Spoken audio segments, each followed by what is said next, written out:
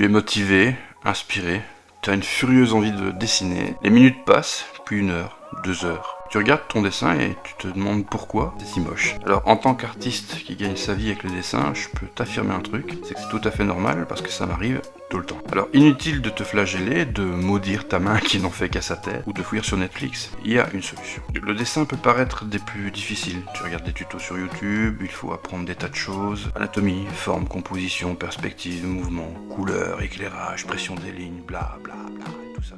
Comment te souvenir de tout ça quand tu dessines? Ta façon de dessiner évolue constamment et tu seras toujours en train d'apprendre et de t'améliorer. Il n'y a aucun raccourci, pas de crayon magique, aucun secret. Faut juste te poser et dessiner. Les plus grands illustrateurs n'ont pas commencé par des chefs-d'œuvre et même dans le courant de leur carrière, ils ont dû faire face à la frustration de ne pas sortir de beaux croquis du premier coup. Même les artistes que tu admires avec des milliers de followers sur les réseaux sociaux luttent aussi lorsqu'ils dessinent. Ils regardent leurs dessins et se demandent pourquoi ça craint. Et quand ils font face à une difficulté, ils font comme toi et moi. Ils réapprennent. Ils foirent des tas de fois, puis recommencent. Demande à n'importe quel artiste, il te dira que malgré des années de pratique, il se sent parfois comme un débutant. Foirer tes dessins est la solution pour t'améliorer. C'est le meilleur moyen de progresser, mais aussi de t'enlever toute pression quant au résultat final. Cela peut te paraître difficile et ennuyeux, mais c'est la difficulté et la pratique qui te poussent à te dépasser. Pour être bon en dessin, il faut être prêt à échouer encore et encore et encore et encore.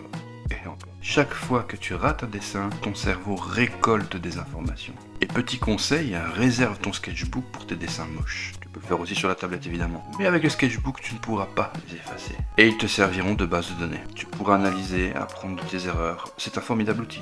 Grâce à lui, tu peux documenter ton processus.